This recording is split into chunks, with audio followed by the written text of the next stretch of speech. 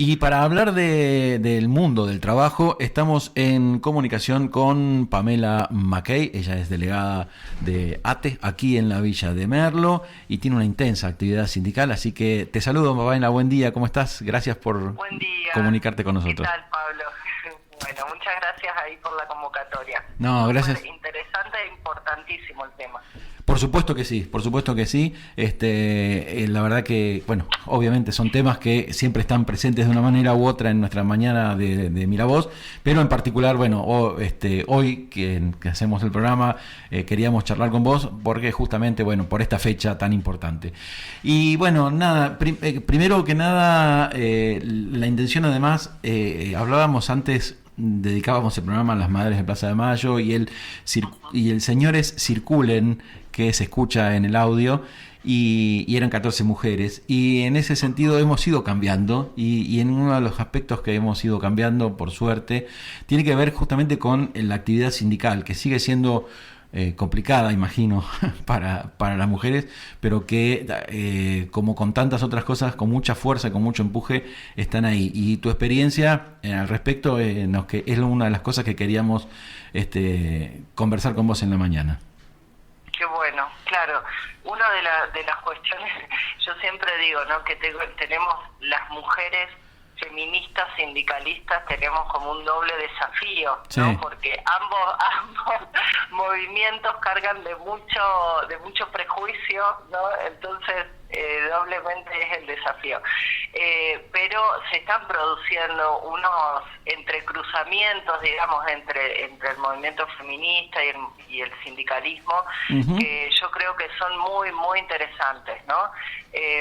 Ambos movimientos tienen una larga historia, ¿no? Por ahí más teóricamente algunos, no sé, le dan 200 años, 100 años, pero hoy creo que es un momento como muy especial, donde yo siento que el movimiento feminista le está aportando al movimiento sindicalista debates muy interesantes. Por ejemplo, una primera cuestión, ¿no?, tiene que ver con qué se considera trabajo, y esto lo que está bueno es que nos remonta a la cuestión de quiénes somos trabajadores y trabajadoras. Ciertamente. Somos prácticamente, o sea, todas las personas que necesitamos trabajar para vivir somos los trabajadores y trabajadoras, ¿no? Se podría decir que es muy reducido las personas que directamente hoy no necesitan trabajar para vivir. Así todo, necesitan de otras personas para, por ejemplo, comer, para cuidar de sus hijos, o sea, necesitan del trabajo de otras personas para poder vivir. Claro, claro. Y este debate que vos planteás ya de inicio, digamos, de qué es el trabajo, tiene como una expresión muy interesante en uno de estos debates que habla justamente del trabajo de los cuidados, ¿no? Exacto, a eso quería llegar, que bueno, justamente en el marco de la pandemia creo que es donde más se hizo visible la necesidad de los trabajos de cuidado, ¿no? Que implica no solamente cocinar, lavar, limpiar la casa, sino que, bueno, como nos demostró la pandemia, cuidar de las otras personas, ¿no? La contención, cuando hay personas con discapacidad en la casa, cuando hay adultos mayores, cuando hay niñas, ¿quiénes son las que se encargan de esos cuidados? Bueno, está más que comprobado, y lo sabemos todos, todas, porque podemos ver a nuestras familias, que somos las mujeres las que nos hacemos cargo de esos trabajos. Que ahí, por eso lo ligo como a este debate, donde el sistema capitalista nos hizo creer que el trabajo tiene que ver con el salario, ¿no? Se reconoce al trabajador, en general al varón que cobra un sueldo. Y en realidad, digamos, bueno, el feminismo lo que viene a aportar es decir, no, a ver, trabajo no es solamente quien cobra un sueldo, sino todas estas tareas que se hacen son trabajos, en realidad son trabajos no remunerados. Está esa famosa frase de no es amor, es trabajo, ¿no? Porque muchas veces se lo quiere presentar como gestos de amor el hecho de garantizar todos estos trabajos de cocinar y de cuidar. Entonces ahí hay todo un debate que se puso sobre la mesa, digamos, hoy es parte de la agenda pública, y si bien es muy incipiente, pero bueno, ya el Estado tuvo que tomar nota, digamos, de eso. Claro. Y desde el año pasado se empezó a hacer como un plan para pensar, digamos, cuáles serían las políticas públicas necesarias para reconocer estos trabajos de cuidado, con lo cual es importantísimo y es producto de la lucha del movimiento feminista, ¿no? Eso me parece como un tema súper importante. Y después hay como dos cuestiones más en esto de pensar los entrecruces entre feminismo y sindicalismo, que uno tiene que ver con la participación política de las mujeres dentro de los sindicatos, ¿no? Sí. En mi caso, por ejemplo, yo participo de ATE, que es la Asociación de Trabajadores del Estado. ATE es un sindicato que tiene 100 años. Yo creo que es uno de los sindicatos, digamos, más progresistas que hay, un sindicato muy combativo, muy comprometido, y sin embargo nunca tuvo una secretaria general mujer, ¿no? Bueno, estamos hoy en un proceso de modificación del estatuto, donde las mujeres estamos pidiendo, la participación directamente en las listas, la paridad, que sea 50-50, y la alternancia, porque también otra cuestión que sí sucede es que, bueno, sí, que las mujeres participen, pero ya al fondo de la lista, el relleno. Entonces, no, nosotros lo que estamos exigiendo es la alternancia, es decir, secretario general, si es un varón o arranca una mujer, el próximo es un varón, y así, claro, uno y uno. Bueno, ¿no? hay que decir que en ese sentido, por ejemplo, aquí en la provincia de San Luis, en las últimas elecciones, los cargos provinciales justamente tenían esa característica ya. Sí. Sí. ¿No? Como una... En San Luis tuvimos secretaria general mujer. Hoy en día, por ejemplo, en ATE la secretaria adjunta es mujer. Sí, hubo avances en ese sentido, todavía falta. Claro. Hay otro debate más profundo, ¿no? Que no es solamente poner el nombre de una mujer, sino es, bueno, en lo concreto, qué poder de decisión tenemos las mujeres, ¿no? Ahí también... Ahí quería ir, Pamela. Digamos, la lucha implica, digamos, esfuerzo y un oponente de alguna manera.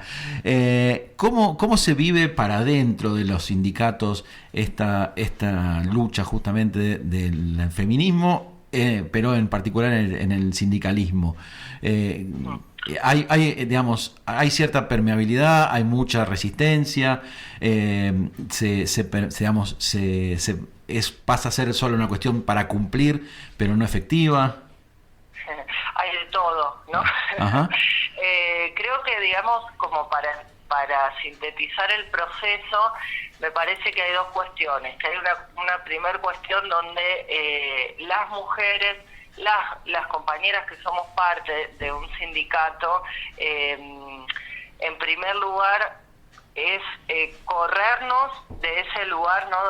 donde el sistema siempre nos ha llevado, que es más de la cuestión privada, saltar a la cuestión pública, ¿no? Digo, las cosas básicas, tomar la palabra, coordinar en una asamblea donde hay un montón de compañeros varones, estar en los medios de comunicación, proponernos para los cargos de jerarquía, secretaria general, secretaria adjunta.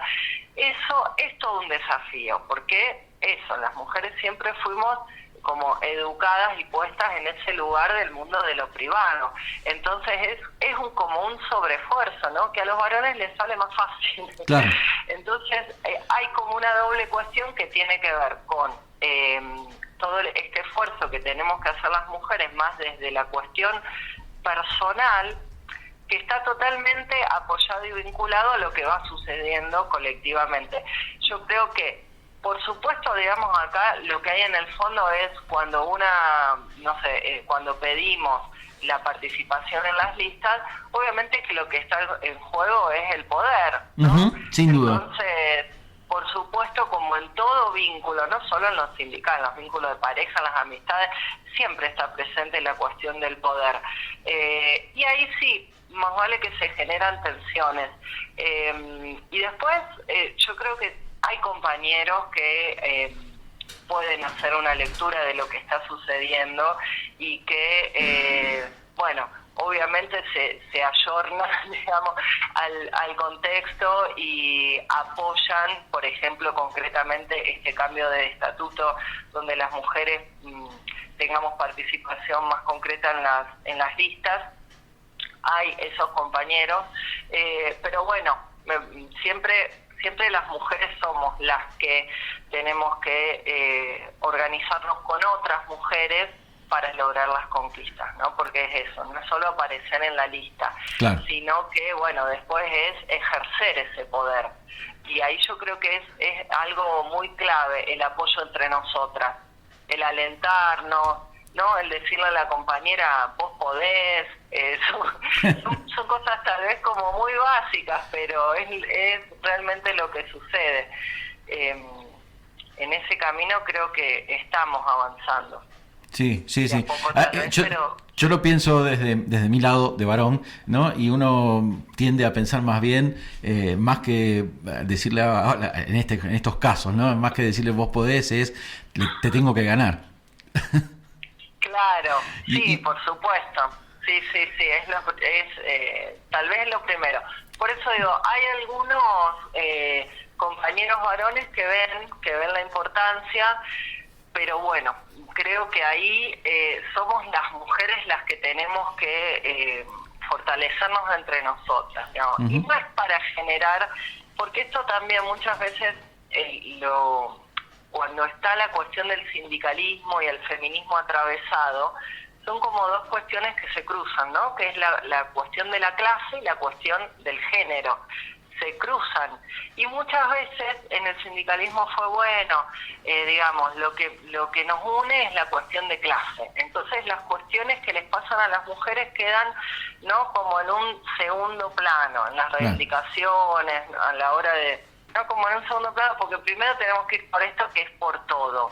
Se construyó mucho esa idea, ¿no? De que plantear cuestiones dentro del sindicalismo, cuestiones que tienen que ver con las mujeres, ni hablar con las diversidades, son casi cuestiones que a veces se construyó esa idea, digo, ¿no? Vienen como a romper la idea de clase. Claro. Y yo creo que lo que tratamos, digamos, muchas feministas sindicalistas, justamente es alimentar, porque... Articular ambos conceptos. Sí, y problematizar, ¿no? Por ejemplo, nosotros somos parte de la CTA autónoma, ¿no? Sí. La CTA nace por un modelo sindical muy novedoso en ese momento, en la década del 90, donde había una gran mayoría de personas sin trabajo, sin empleo, o sea, desocupados y desocupadas. Bueno, en ese momento la única central que estaba, que era la CGT, no los consideraba trabajadores.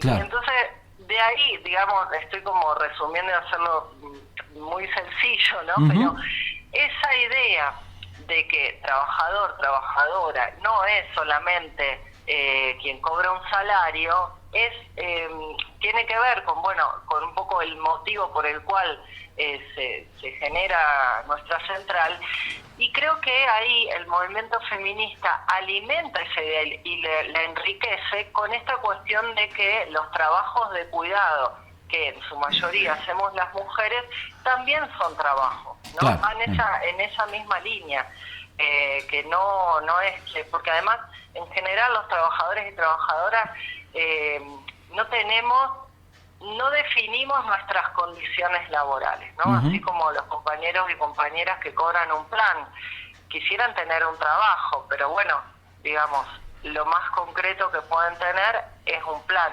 Ahora, Eso no quiere decir que no trabajen. Claro, bueno, sí, ahí pasa mucho. Justamente te traigo un poquito ahora a la mirada desde el sindicalismo, ya como entendiéndolo si querés como una integralidad, respecto de la actualidad. ¿Cómo están viendo ustedes desde ATE y CTA la situación actual de los trabajadores y trabajadoras? Y obviamente muy complejo, muy complejo, digamos lo que en otro momento,